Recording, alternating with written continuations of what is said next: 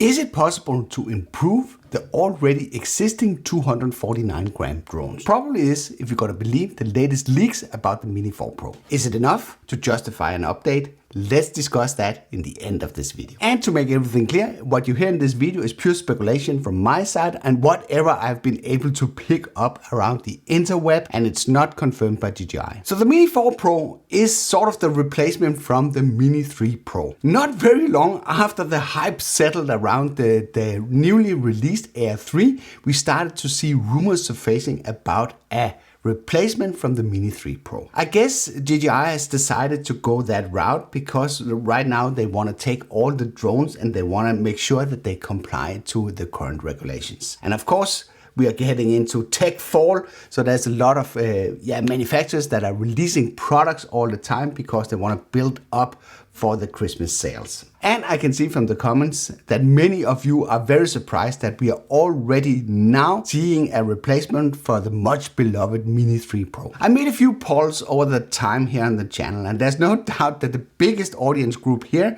that are watching my videos have a Mini 3 Pro. Is it worth upgrading? Let's just run through the specs that we kind of know for now, and then I will share my opinion on that matter. It will still be an ultra portable sub 250 gram drone, which is a super advantage in terms of legislation. For us that are flying under the EASA drone rules here in the EU, will probably be equipped with the class identification label C0. Not that that makes much of a difference when we're talking sub 250 gram drone. So it's very nice to have this part in place. This will probably also mean at the same time that they will not retrofit the class identification label for the Mini 3.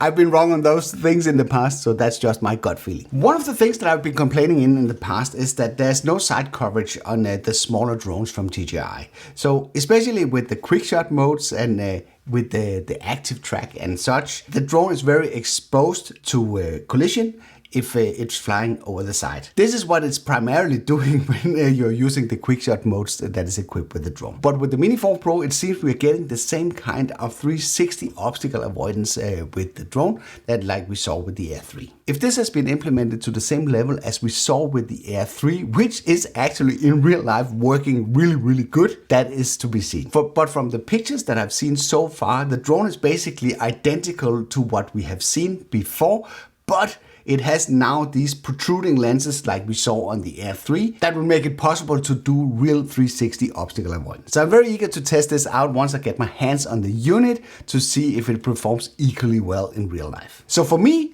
the full obstacle avoidance system is not so much when I fly around, because I've been perfectly fine with that for years without having that. But it's more when you're using these automated flight modes, it's nice to have this extra layer of protection when you're executing a mission. But now we're talking missions. DJI has decided to take it up a notch and actually introduce waypoints with the Mini series. With waypoint missions, you will be able to either plot out a course on a map, or you will be able to fly around and simply record waypoints along the way and make the drone repeat those as many times as you want. I'm very surprised to see that the waypoint functionality is available on the lower end consumer drones. A lot of you will find that feature very cool. Imagine if you're building a house, you could simply just plot in a route, save it on the controller, and then you can repeat it and then monitor your progress of the construction.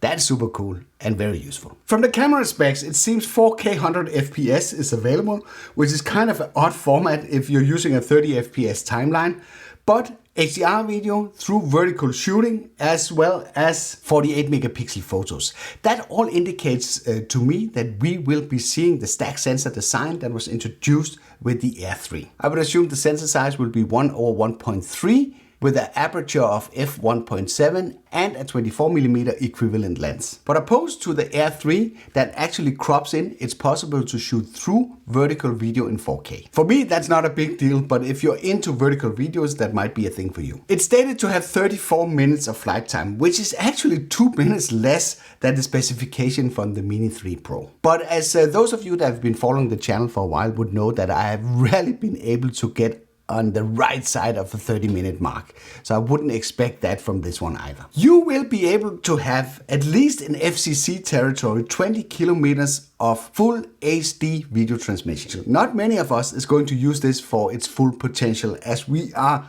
obligated to have the drone within visual line of sight. But what that says to me is that the drone will come with the O4 transmission technology, which means that you'll probably see the DJI RC2 and the RCN2 controllers with the external antennas for improved transmission stability. So those are basically the raw specs. Have you picked up any additional info? Then make sure to leave it in the comments below. So right now, this is just rumors, but is it coming or is it not? I think we will see it very, very soon, because already now rumors are starting to surface that the drone has been registered in the FCC database in the US. This is something that usually happens 3-4 weeks before a product is being launched, and basically an indirect confirmation that it will happen. So when I heard about the Mini 4 Pro, I was sort of tapping around, listening a little bit to the water pipes, and as far as I could dig up, the price level of the Mini 4 Pro will be around the same as you're seeing today with the Mini 3 Pro. What that tells me is that DJI is working very, very hard to sort of shove in the Mini 4 Pro as a replacement to the Mini 3 Pro. So is it worth upgrading if you already own the Mini 3 Pro? I would say probably not. This is still a super awesome drone that will do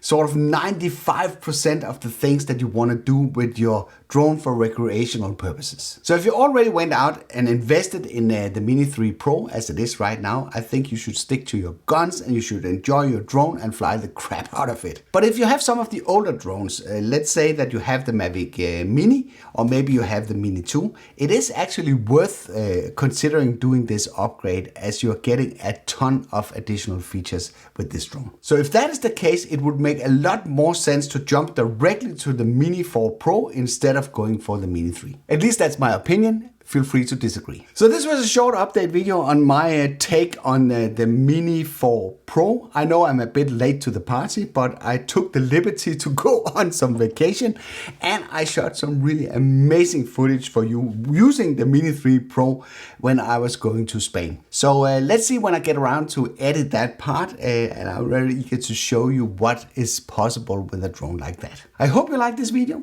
If you did, then feel free to give it a like. If you didn't like it, feel free to press the dislike button twice. Thank you for watching, and I'll be seeing you around.